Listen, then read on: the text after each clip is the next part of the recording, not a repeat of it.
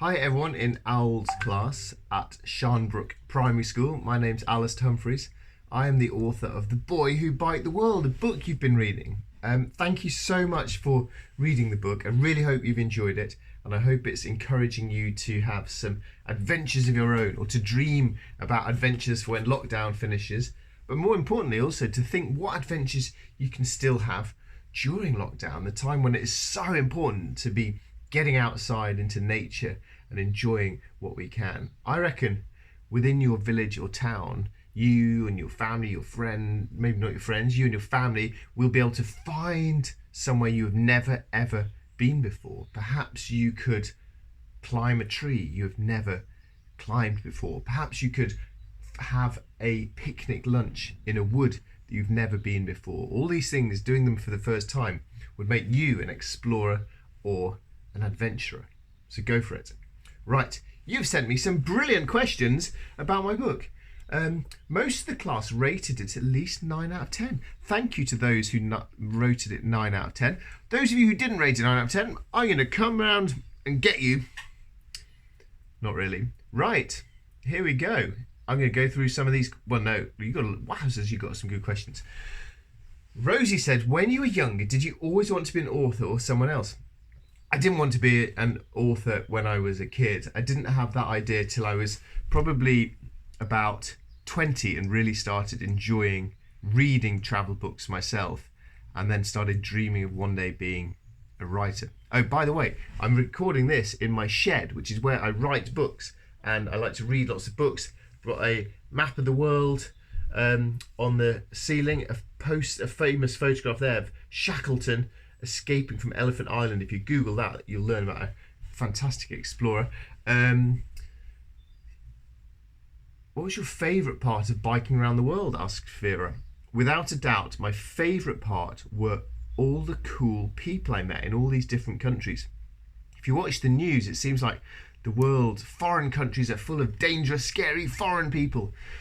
But in reality, the world is full of good, kind, normal people, just like you and me, but with the bonus of living in different countries, so having different cultures and different foods, which makes just everyday life so fascinating when you go travelling in far off countries. Did you actually eat banana sandwiches, says Isabel. Yes, I did. I ate a lot of banana sandwiches. Perhaps not as quite as many as Tom. I sometimes ate jam sandwiches or bread sandwiches when I was running out of cash.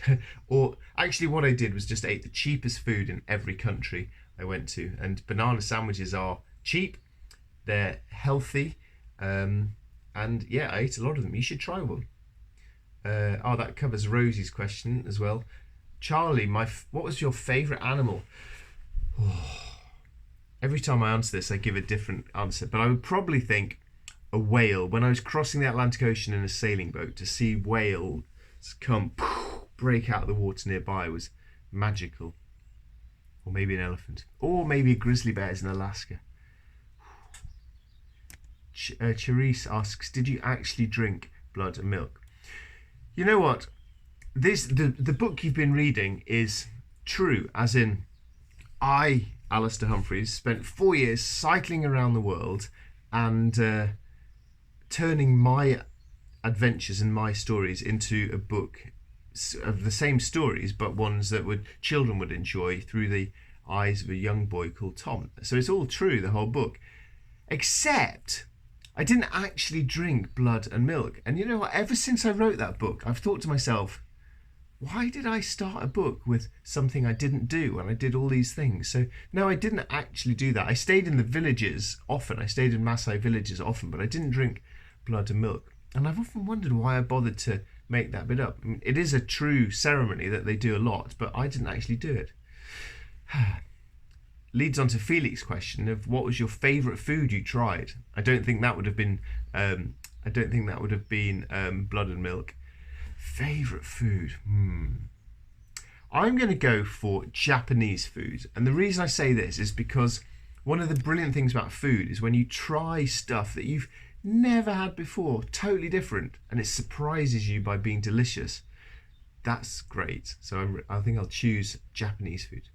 I should warn you though that some Japanese food was incredibly disgusting.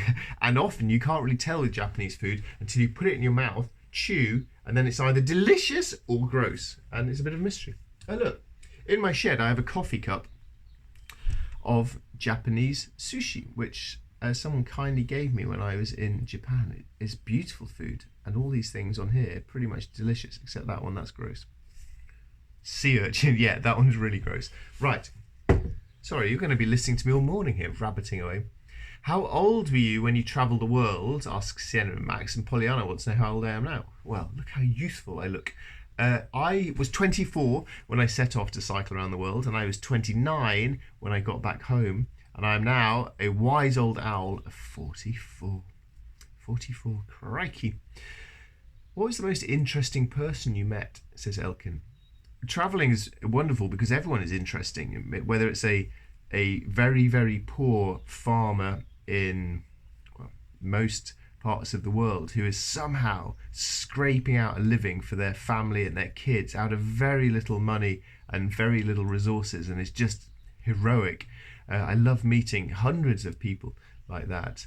And then I also met some fascinating characters. I met a man called Tom Whitaker who lost his leg in a car crash but still went on to climb Mount Everest. And when I met him, I was quite full of doubt and a bit pessimistic about my journey, and he really cheered me up and made me keep on going.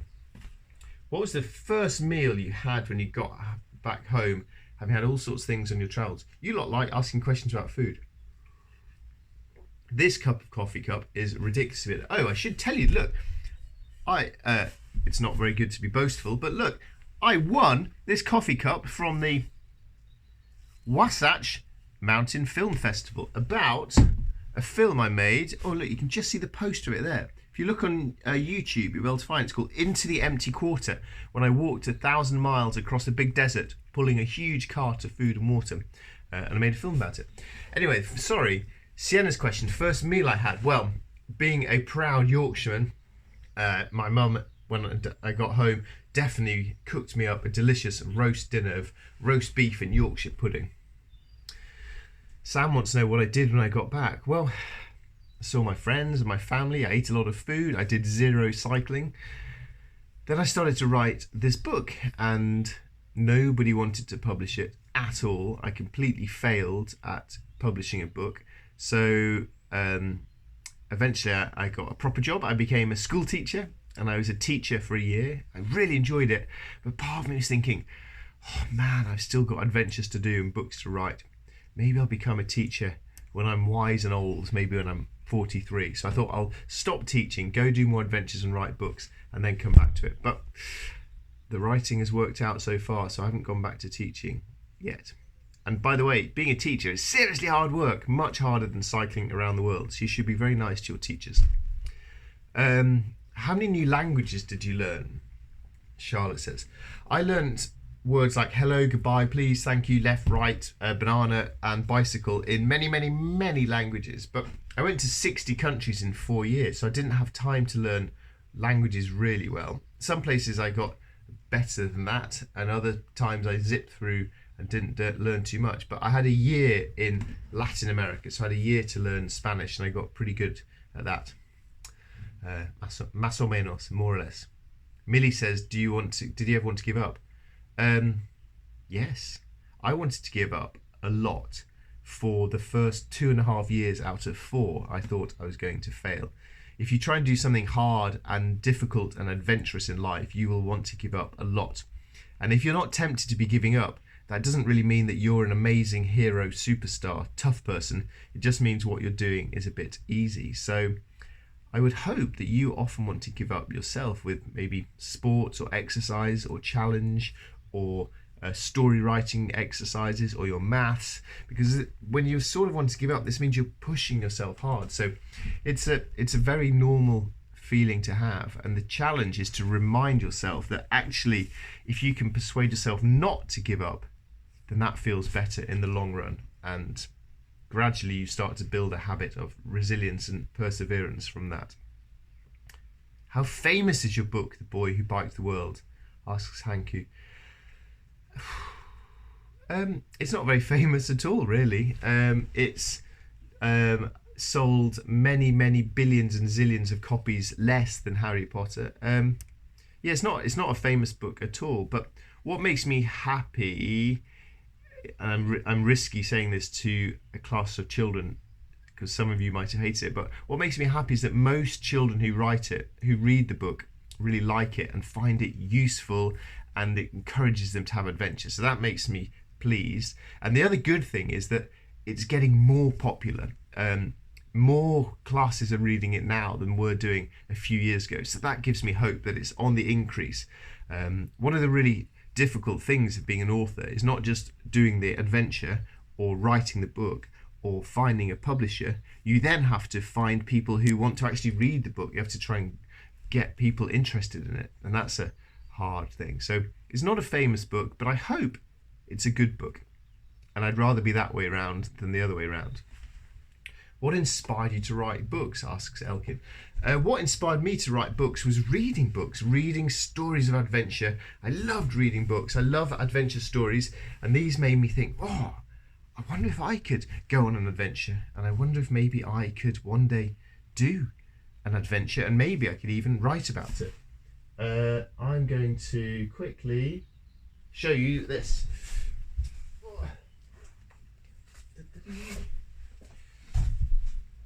This is another book I've written. Advert break. No, I'm showing you this. This is because these were the adventure heroes that I read about when I was young, who made me want to go and be an adventurer. And then I've turned their stories into stories of my own. This guy, Benedict Allen, he was one of my big heroes. He sent me a message on Twitter. Woo! Sorry. What was your favourite country, asks Mia. That's such a hard question because you like places for so many reasons. But I often choose Sudan because it wasn't a country that's famous for tourism or adventure. I was a bit nervous because I'd heard lots of dangerous things about it on the news, and I had to cross a huge desert that I was a bit nervous about. But the people turned out to be possibly the kindest I've met in the whole world. The desert turned out to be an epic, brilliant, hard, fabulous adventure, and I absolutely loved crossing Sudan. Jack says, how do you get enough water while travelling through Africa, and how do you manage to keep the water cool? Well, every creature on Earth needs water. Certainly every human needs water, and therefore I could only be travelling through areas where there were vaguely humans. And because I was on a bicycle, I was always on some sort of track. Tracks are made by humans, so I was never that far from humans, and humans always live where there's water, which is a really long way of saying that I could usually find water every 2 to 3 days at maximum. So I had several water bottles, and then I had a big bag that I could fill with 10 litres of water, which is really heavy, 10 kilograms. So I would be carrying up to 17 litres of water on my bike, which was enough. How to keep it cool though? Well, here's a tip. If you wet a sock and then put your cycling water bottle into that sock, and then the breeze evaporates the water and cools it down and makes it a lot cooler. But to be honest, trying to keep things cool in Africa is pretty impossible, so I just get used to drinking warm water, and it was gross. It was basically like drinking bath water on a really hot day. Not nice at all. Mrs. Wildman asks, are there any countries you've not been to? Oh gosh, I'm not even halfway. Up here on my ceiling, I've got a map of the world where you scratch off, like a lottery card, the countries that you have been to, and I'm up to about 90, which is a lot of countries, but it's less than half the countries in the world. There are about 200 countries in the world. There's so much adventure still out there waiting for me. Are there any countries you would not go back to? No, I found every country interesting in some sort of way. But having been to 90 countries out of 200, I'm much more interested in going to new countries for the first time than in going back to places I've already been. Were you a daydreamer at school? Was I a daydreamer at school? Not particularly. I was actually a pretty good student. I pretty much did the schoolwork I was meant to do pretty well. I was quite good at school. I was a bit of a geek. I did pretty well. But I was a little bit lazy. I always thought there were more interesting things to be doing with my life than sitting in some of my lessons.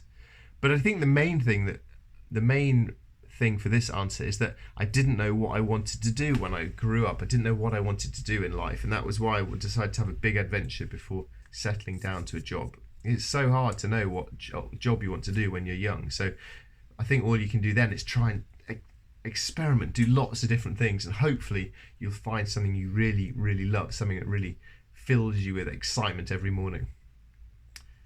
How did you feel biking the world? Well, I think the thing with adventures is you get all of the normal feelings of life, but just on an extreme level. So at times I was extremely happy, or extremely sad, or extremely bored, or extremely scared. It's not just normal life, it's life lived to extremes, but with all the normal feelings that you have every single day. Isabel says, how long did it take you to write the book? I try to write one book every year. That's my challenge. These children's books, they're not that long, but they still do take me about a year. And then there's the challenge of trying to find a publisher, and then all the backwards and forwards with publishers and illustrations. And then it takes publishers so long before they actually put books out into the world, but roughly a year. Ava and Tiger Lily want to know, why did I want to bike the world? For several reasons. One, as I just said, I didn't really know quite what I wanted to do in life, so I wanted to try different options. I loved reading all these stories of adventures and wanted to have some of my own. I wanted to try to see if I could become a writer. And then the reason I haven't mentioned it is that I wanted for the first time to try and do something really, really difficult with my life, to do something that was not ordinary and was really hard, and that I had no idea whether or not I could succeed. So I wanted to really set myself a big test. What was the steepest road you biked up? In England, we have tiny little hills compared to most countries in the world, but we actually have really steep ones. Because our hills are really quite small, our road builders go straight up them, whereas in countries like Peru or Italy with really big mountains, they zigzag gently up and they're not that steep. So I had really steep roads in Lesotho. They were really steep. And then I had some of the steepest roads just getting back into Yorkshire on my ride back home, back to England. Emily says, how did you keep your body healthy? Well, if you drink water as your drink, and you eat fruit and vegetables and pasta and the sort of cheap, simple foods like that, and if you do a large amount of exercise every day, and at the end of the day you're really tired, so you sleep for a long, long time every night, then poof, that makes cycling around the world way, way, way more healthier than normal life staying at home. Good question, Emily. And question from Millie, what inspired you to bike the world? Well, I think I've answered that question, so instead I'm going to ask you, Millie, and all the rest of your class at Sharnbrook Primary, what has inspired you to cycle around the world? What adventures would you like to do? How would you like to travel around the world? What things have you learned about what you might need to take with you? What areas of the world would you really like to visit, and why? And what adventures are you going to do close to home with your family as soon as possible? Get out there and have some adventures. Thank you for all these questions. Wow, I've been talking for ages. I'm really sorry about that, but I hope these answers were helpful. Good luck with your own adventures.